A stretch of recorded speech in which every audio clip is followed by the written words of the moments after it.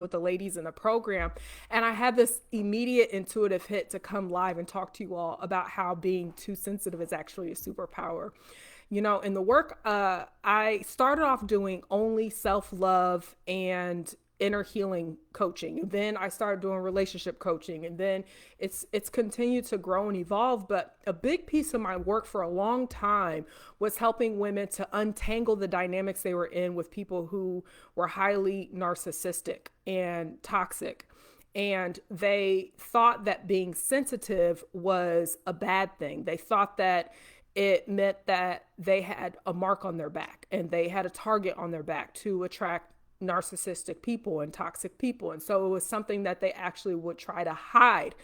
And Alice says, does it ever make you angry now that you realize you were being gaslit? I did go through a phase of anger. I did.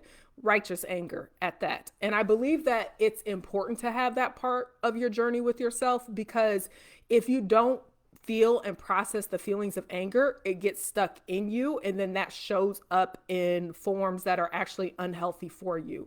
So if you're noticing, like, I feel really angry, I was gaslit, that was not right. Like, I hope you're feeling anger, and I hope you're feeling it, and I hope you're processing it, and you are finding healthy ways to release and let it go that are not harmful to yourself or anyone else. It's really healthy to feel your anger and process it. So yes, I absolutely did. I did have a season of feeling my anger, because when I had this awareness that I was being gaslit, and I fully and completely started to have my conscious mind back, where I wasn't swimming around in conditioning and projections and the gaslighting and all that crap that was muddled around in my mind, and my mind was clear and I could see clearly. I really started to understand what had been happening all those years ago.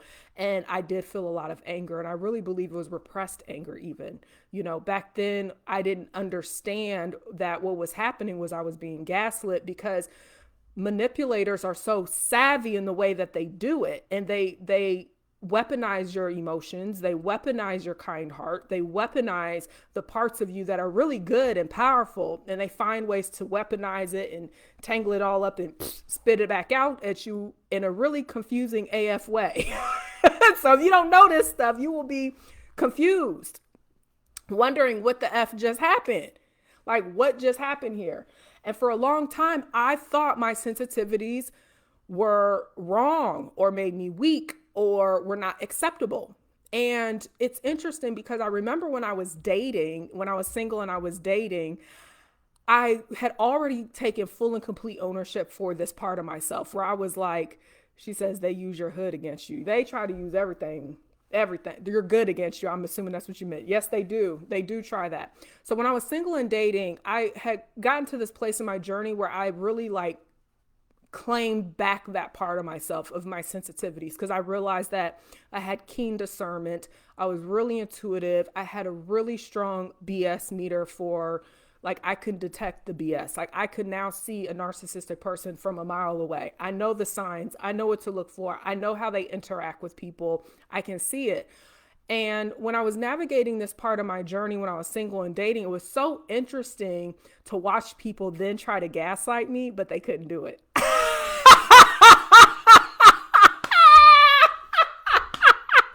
Oh my gosh, y'all. I'm getting tickled reliving it with y'all. I'm so tickled right now. Because they thought they could. And I'm like, no, no, no, no, no. I'm so tickled right now, if you can't tell. Oh my gosh. And one of the worst things for a gaslighter is for you to hold your stance and stay in your power, and to really go stonewall. So stonewall is where you give them no reaction, none. You just completely stonewall, you just don't give a F at all. And it's a really powerful skill to master, which is something I'm teaching inside of the Return to Her program, in module, I think 5 or something like that, about not internalizing projections and how to hold your composure and how to stay in your power and stuff like that. But it's a really valuable skill to have, because what happens is, instead of internalizing the projection, the gaslighting, the manipulation, you actually start to become a mirror, and you reflect back to them what they're doing, and they have to now go deal with their own crap. And so I wanted to have this conversation because I wish I heard this stuff years ago when I felt like being a sensitive person was bad, especially as a Black biracial woman. Black folks, I was raised growing up. My dad used to always say I could not have emotions. I could not have feelings. Like there was so much gaslighting around just having emotions and feelings as a Black person. And then on top of that, entering like the dating realm and even friendships, I would have friends who were gaslighters and they would say, oh, you're just too sensitive, when I would want to hold them accountable to their behaviors. And what I realized over time was it's not necessarily being too sensitive. It's that you actually have a superpower and they don't like it. And they want to snuff it out. They want to snuff out that gift in you. They want to snuff out that power in you. They want to snuff out that awareness that you have of your own powers and gifting so that they can try to use it against you rather than having to go face and deal with their own behaviors that are harmful. And a big piece of the puzzle with being a sensitive person is it's not about being emotionally reactive. A lot of people confuse that. Like if you are constantly triggered and you're constantly emotionally reactive, that's not what I'm talking about. Okay, these are two different things here. When you're constantly being triggered and you're always emotionally reactive, that means that there's some emotional regulation work that gets to get done so that you can respond and not react. So you can do the stonewalling that I talked about. But the sensitivity I'm talking about is more so like the spiritual giftings, the intuitive giftings and things like that. And so really being able to discern between the two is very important because I have had conversations with people where they are thinking that it's sensitivity when really they're emotionally activated because of some woundings that haven't gotten completely healed and they're dysregulated. And so you got to know the difference between the two because you're so welcome, Kira. You're so welcome. You got to know the difference between the two so that you are, for one, not avoiding doing what's necessary to be regulated, but for two, that you're actually owning things that are your gifts. I was studying this morning about spiritual gifts in the sacred scriptures, and discerning of spirits is a spiritual gift. And people that have a gift of discernment typically are very sensitive to shifts. We're very sensitive to the energy in the room. We're very sensitive to people changing up and switching up and behaviors of other people. And so it's a really powerful gift to have once you own it and embrace it fully and completely. It's such a powerful gift to have. Like, I'm so grateful I have it. I love that I have it. It helps me in so many different areas of my life. It initially helped me when I was dating to be able to tap in and connect with, like, is this person aligned? And it was either a yes or a no, which led me to the Mister, which was a yes.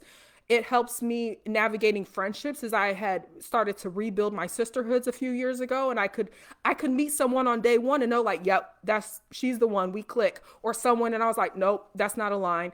It's helped me in business to know that somebody is somebody I should not work with as a client. Or when I know I've met my people as my clients, like when Alice and I connected on a call, I loved her spirit. I loved everything that she was about and her goals and her desires. So I can connect and I can see, like, is this a yes or is this a no? And so it's a skill set that I had to cultivate and develop within myself. But it first started with me knowing the difference between myself of, am I emotionally regulated or dysregulated? And the difference between the spiritual giftings and me actually owning it and claiming it as a superpower. It's such a profound superpower when you own it and you claim it, because now you can see people for who they truly are. People cannot bamboozle you, gaslight you, or manipulate you.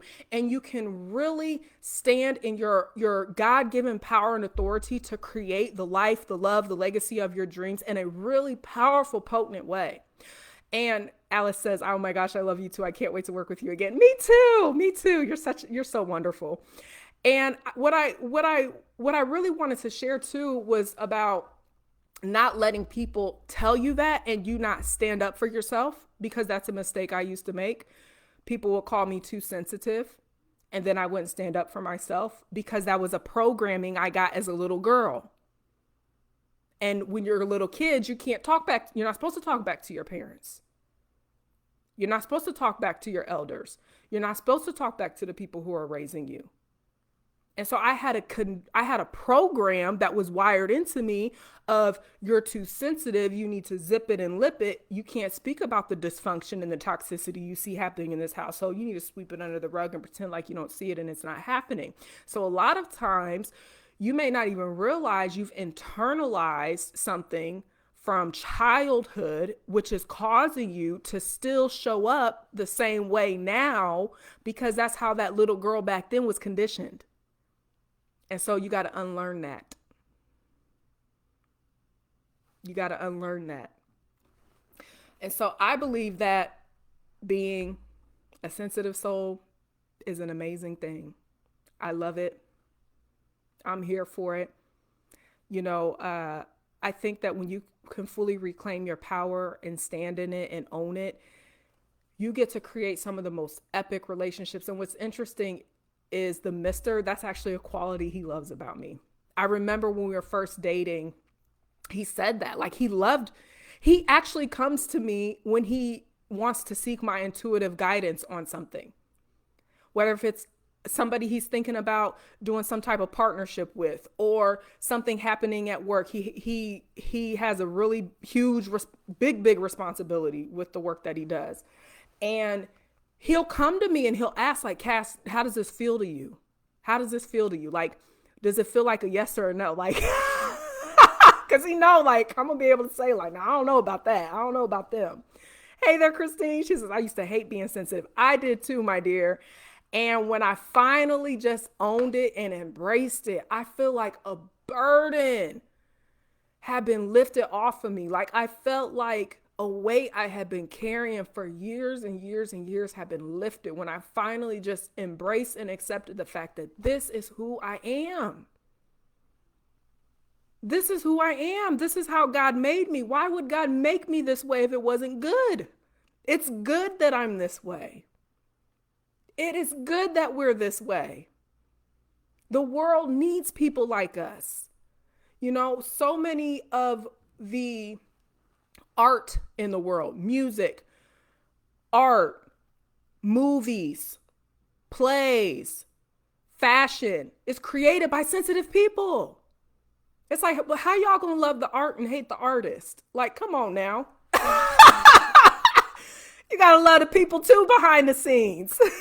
She says, oh, that's beautiful, Christine. Yes, I realize it's a gift for me to be sensitive to others. Yes, it truly is a gift. And especially for those of us, like Christine's a coach also, for those of us, and Alice is a coach, like for those of us who are in any type of helping profession, transformation profession, where we're actually working with other people, I think that we have the best gift of all of being able to work with other people because we can really connect with our clients and our students. We can connect with people on a deeper level. We can really understand what they need. And to me, it's such a beautiful gift to have. It's such a beautiful gift to have. And so I just wanted to share this with you all because I was reflecting on our module tonight. And I remember a lot of times in my own journey, whether if it was relatives or old friends or exes who used to gaslight me a lot and manipulate me and weaponize my feelings, telling me that I was too sensitive. And I remember those times, how nice it would have been to hear what I just shared with y'all tonight. How nice it would have been to hear somebody standing in their power and say, I love being sensitive. Like I remember when that would have meant a lot to me. And that would have shifted a lot for me. And so I wanted to come here and share that with you all because I think it's important for you to know that you have a superpower, that you are gifted. And if someone is calling you too sensitive, that you need to question that person. You really should, because people that love you and they care about you, they do not do that crap. Okay, the people in my life do not do that. I have never heard people in my life, the people in my life right now, call me too sensitive. Never. In fact, they embrace it. They come to me and they trust me so much, my intuition and my heart and my spirit. And if they feel like they're unsure of someone, they will come to me and ask, like, what did you feel off of them? The mister and I have some friends who are single, and sometimes they'll want us to go on double dates with them, and they'll ask me like, what did you feel about them? Do they feel like they're genuine? Because people are struggling out here to see, are people even genuine these days? So many people are out here with masks and facades, and people can't even discern through it. And by the grace of God, I've been able to do a lot of deep healing work and self-love work over the years for myself, to where I trust myself. I trust my intuition. I trust the discernment that God has given me, and I can read through people. And so I know when people's BSing. I know when people's masking and doing all that mess. And when they are, I can see through it, and it means the world to me that the people in my life actually embrace who I really am, all of me, my sensitivities included. And so if you find yourself in a season of your life right now where you're feeling like people don't appreciate your gifts, who you are, being sensitive, and you feel like it's not a good thing, I promise you it is. And if you just keep going and you keep journeying through this relationship with yourself first, because it starts with you. I got here by first accepting it for me first. I had to accept it first for me before anyone outside of me accepted it. It started with me accepting it. And so if you get nothing else out of this live stream, if you can learn how to accept this as a good thing, accept this for the gift that it is, I promise you, you will attract people in your life who will accept it in you too. And you will reach a point in your journey where it will be so far behind you, where someone called you too sensitive. I promise you it's possible. That's so good. People appreciate your gifts. It's such a blessing. Christine said discernment is a wonderful thing. I'm telling you, I'm grateful I got it, honey. Listen, because folks be out here doing the most. I'm so grateful. I used to hate it. I'm like, I don't know why you gave me this, what is that word we used to say back in the day? I can't even remember, but I used to not like it, but I'm so grateful for it now. And I feel like we have such a powerful superpower, and I wanted to just come in the moment, share, because I'm in a really deep space of gratitude for being a sensitive soul. I love it. I'm proud to be one, and I'm grateful for the gifts God has given me. And I wanted to just come share and spread the love. So if you know someone in your life who identifies as a sensitive person and they have heard that, and you think that they may feel empowered by this live stream, please share it with them. And that's all I have to share with y'all. All right. So have a wonderful evening, and I'll see y'all soon. All right. Take care now.